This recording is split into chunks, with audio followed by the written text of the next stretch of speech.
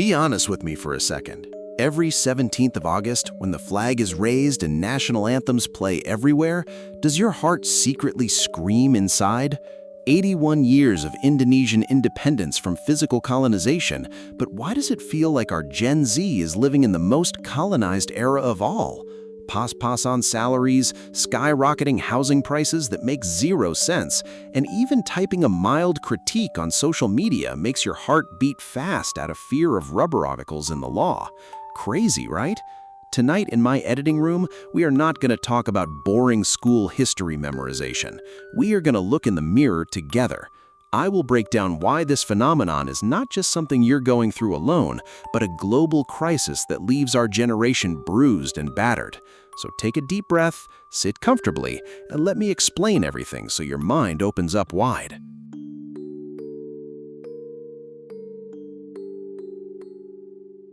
Did you know this unique fact? On August 17, 1945, the average age of independence fighters was around 24 years old. Yep, the exact same age as you or your older brother today. But the difference is, 24-year-old Gen Z today paints a completely different reality. We make up the largest population in Indonesia, reaching 27.94%, but the actual data is utterly brutal. 56% of Gen Z in Indonesia suffer from severe burnout, and 46.3% of us are trapped as the sandwich generation, having to support our parents and ourselves at the same time. And this is not just happening here, bro. Young people in South Korea call their country Hell Joseon, or a living hell for youth. In China, there's the Tongping movement, which means lying flat and giving up on the system. In Japan, there's the Satori generation, who have abandoned all ambitions. A question rarely asked, is our history curriculum intentionally teaching only past heroism without ever asking how far that independence has actually materialized? Could it be that the independence narrative is used every year merely as a political legitimacy tool, while the structural problems suffocating you are never discussed seriously? A 24-year-old in 1945 put their life on the line for the word independent, while a 24-year-old in 2026 puts their entire salary to pay rent and send money to parents without being able to save anything. Is this what they fought for back then? Let us compare generational bravery. In 1945, 20-something youths like Sukarni and Chaerul Saleh boldly kidnapped Sukarno and Hatta to Rengas Dengklok. They were not afraid of being punished. They were only afraid that Indonesia would not declare independence quickly. Now, look at us in 2026. Just typing a little critique on Twitter or making a political meme requires thinking 10 times. Article 27 of the Information and Electronics Transactions Law has snared over 800 cases, and the majority of victims are young people vocal on social media. Our Freedom of Expression Index keeps dropping. Indonesia's press freedom rank plunged to 117th out of 180 countries. Dutch colonizers back then had special regulations to silence the people, and today we have digital rubber laws. A circulating theory says the law that was promised to be revised but never truly repealed is not because it cannot be done, but because it is far too useful as a control tool. This is what you call digital colonialism. It's no longer foreign invaders silencing your voice, but the domestic legal system itself. How ironic is it that the most vocal generation on social media happens to be the most vulnerable to legal prosecution? Youths in 1945 dared to challenge national leaders for the sake of independence. Does our digital space today truly provide freedom, or did we simply replace colonial occupiers with a digital control system? Sukarno once said in his very famous speech, "Never let Indonesia become a nation of coolies among other nations." That was purely a grand dream in 1945 to liberate the people from economic slavery. But let us draw a straight line to the reality of Gen Z today. Central Statistics Agency data records that the average monthly salary for young workers aged 25 to 29 in Indonesia is only around 2.6 million rupiah per month. Meanwhile, simple house prices in Jakarta and surrounding areas have soared up to 19.76 times your total annual income. 65% of Gen Z honestly feel resigned and uncertain about ever owning a house within the next 3 years.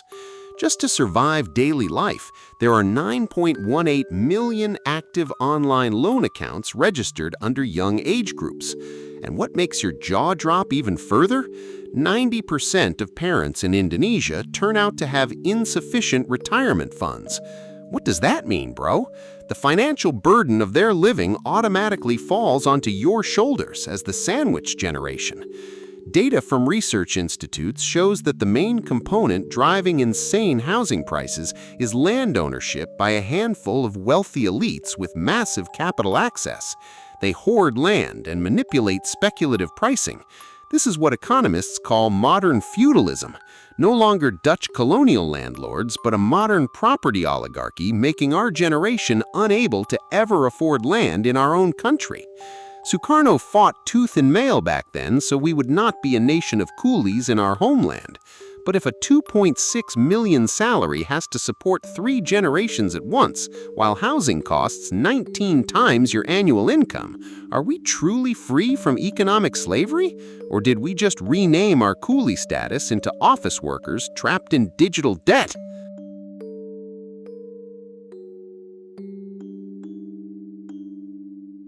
I honestly really hate it when older generations easily say that Gen Z is a snowflake generation, fragile, spoiled, and unable to handle pressure. Bro, let us open real data on the ground so everyone sees the truth. International data proves that Indonesia ranks among the top countries with the longest and most exhausting working hours in all of Asia. Compass research data also notes that roughly 56 million people in Indonesia suffer under the double financial burden of the sandwich generation. Gen Z works insanely hard, bro, but your hard work will never be enough when the system around you is genuinely designed unfair. Let us make a fair comparison across generations.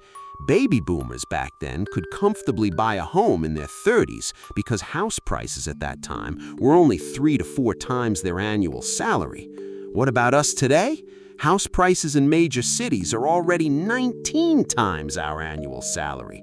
This is clearly not about our generation being soft. This is pure basic math that simply never adds up logically. In other countries, the situation is even scarier. South Korea experienced a plummeting birth rate down to 0.78 because young people gave up, unable to afford the cost of raising children. In Japan, there's even the official term karoshi, which means death from extreme overwork. Indonesia is currently walking down the exact same track. The most controversial theory out there, the narrative that Gen Z is weak and spoiled, is intentionally popularized by the ruling generation to shift responsibility from the systemic failure onto the individual. If the problem is considered to be our character, then this broken system does not need to change. But if the problem lies in the system, then the generation that built the system must be held accountable. If previous generations could buy a house with just 3 months of salary, while Gen Z needs 19 years of salary for the exact same thing, is this proof of Gen Z being weak or proof of a system intentionally left unfair? But relax, I am not making this video to make all of you depressed. Independence in 1945 was a starting point, not the end line. The duty of 1945 youth was to break free from physical colonization. The duty of Gen Z right now is to demand freedom from structural colonization.